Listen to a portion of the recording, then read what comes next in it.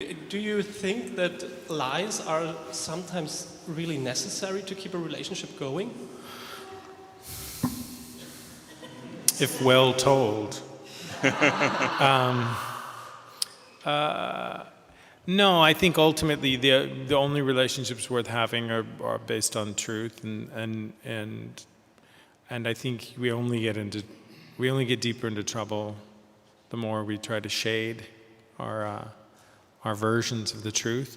But the movie is about versions of the truth. It is about the different facets of who we are projecting. And even in the, I don't think either of these characters were evolved enough to see the bed that they'd made for themselves. But once they were in it, and this is an absurd satire. What attracts you to the musical style of Trent Reznor and Atticus Ross?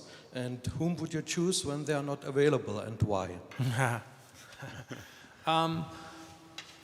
What attracts me to them is that I think that there's a very common collaboration that happens between filmmakers and composers, which is almost like, I liken it to buying music by the minute, and you cut your film and the film is locked, and then you show it to the composer and they have to tailor a garment to fit that exact thing. I think with Trent and Atticus, you would be doing yourself a disservice by asking them to just come in and write something that's 4 minutes and 12 seconds or 1 minute and 18 seconds. I think what they do is, part of the reason we gravitated toward Ghosts, which was what we tempt all of Social Network with, was because what they do is much more evocative than just music, than underscore. They're very much, they're like kind of world makers. You hear what they do and you're sort of transported to this other place. So I involve them as early as I can, and I have yet to do something that they were not available for. So, I'll keep my fingers crossed.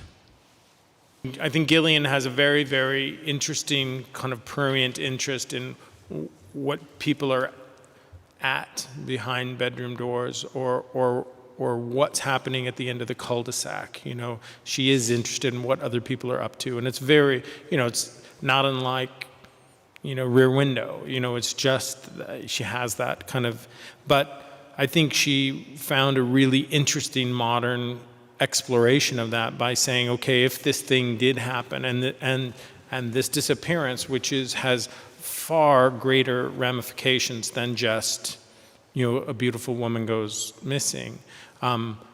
If you put the relationship of a failed or failing relationship of two people in a marriage that's not working under the kind of intense scrutiny of the 24-hour cable news cycle, nothing can hold up. Literally, nothing can survive that. So it was under this sort of abject hopelessness of a character trying to regain control of the spin.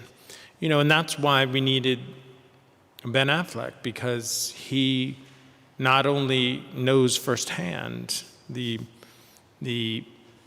absurdity of trying to swim against this tide, but also he has great wit about it. He knows what's funny about it.